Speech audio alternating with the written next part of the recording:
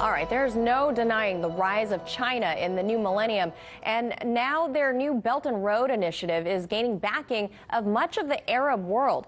Beijing has now inked cooperation deals with 17 Arab countries as China expands their global reach. Joining us now to discuss all this, former U.S. trade official and talk show host Steve Gill. Steve, good to see you. First, what are your thoughts? What are your thoughts on this so-called new Silk Road as a whole? You know, it's interesting. While the U.S. and China have been getting engaged in their own trade negotiations, while we're seeing the European Union fight over whether or not England's going to leave and what that does to trade relations, meanwhile, China is over here cutting deals with 17 Middle Eastern countries. They've recently cut trade deals with Italy, Switzerland, Spain, Portugal. They're expanding their economic reach into other regions of the world. They've been playing in Africa for a while. They're expanding into South America. While the world's kind of distracted, China's moving ahead economically.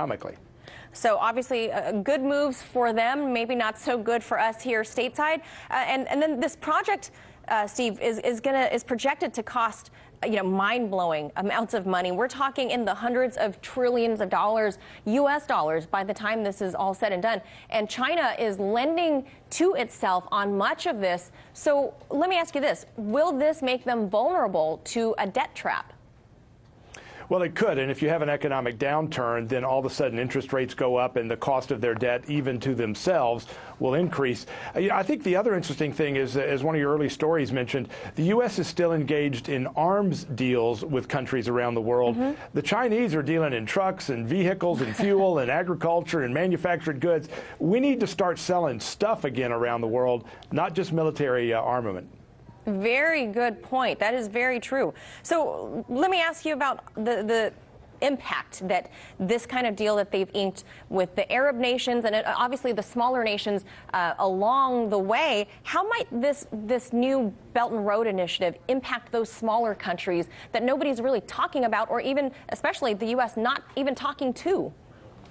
Yeah, I think the thing that I'll want to watch in this deal is whether the Middle Eastern countries, particularly those that are very oil rich, are going to be finding ways to diversify their economy. They have been so dependent on oil as the end-all be-all for a while, and whether or not the new China trade deals, whether or not the new economic trading that'll go on, whether that will give them the opportunity to expand manufacturing, services, and other areas beyond just pure oil. They recognize that they are sitting on a precipice of what happens after oil, and particularly as the U.S. is expanding and finding more and more reserves, natural gas and other reserves here. What happens next? And I think it's wise, frankly, of these Middle Eastern countries and China to be kind of finding a way to move beyond just oil. Correct. And on top of that, in that same region, Russia is expanding their business ties in the region. Like you said, the U.S. is doing arms deals. I mean, that shouldn't be what we hinge our economy on, should it? Well, and you mentioned Russia playing as well. We just had a story a few weeks ago where Kazakhstan has had a change in leadership, and all of a sudden where Russia's had the main pipeline to their oil, China's playing there as well. So you get a little bit of friction between the Chinese and the Russians, both competing for the oil resources in that country that, again, most Americans couldn't find on a map.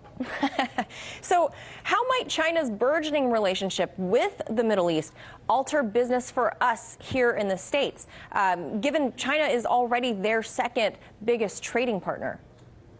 Well, I think it means that we've got to do the same thing. We've got to explore how we continue to grow economies, for example, in our region, in South America. I mean, you've got Venezuela that is an absolute disaster economically, but the U.S. is reaching out and creating new partnerships with Brazil, with the new president of Brazil, Bolsonaro, who's been dubbed the Trump of the tropics. You've got a great opportunity with one of the larger populations and larger economies in the entire Americas to see the United States expand a footprint there. So while you see China moving here, it's kind of like the old board game Risk. While they're moving pieces over here, we need to be looking at where we can move some pieces as well. Well, what does the U.S. actually produce now that the rest of the world might actually want, apart from, say, beef or the occasional big, large truck order? I think the biggest thing we produce is what is a product of ingenuity and creativity. When you've got countries where the capitalist free market system is restrained, where everybody has to be the same, think the same, you don't have the innovation that comes apart. It's one of the reasons that in the China trade deal, so much focus is on intellectual property. That's what we do well. That's what we do better than anybody, is that creative process. And while we let other countries sometimes just come take the product of our mental labors, we need to protect what we do and make sure we're getting the maximum value in these other countries for the intellectual property, the creativity, the expansion of new drugs and new technology and new manufactured goods. We need to make sure we're profiting from that. All right, we've got to leave it right there. As always, Steve Gill, appreciate you letting us pick your brain on this subject. Always a good talk. Thank you. Thanks, Manila.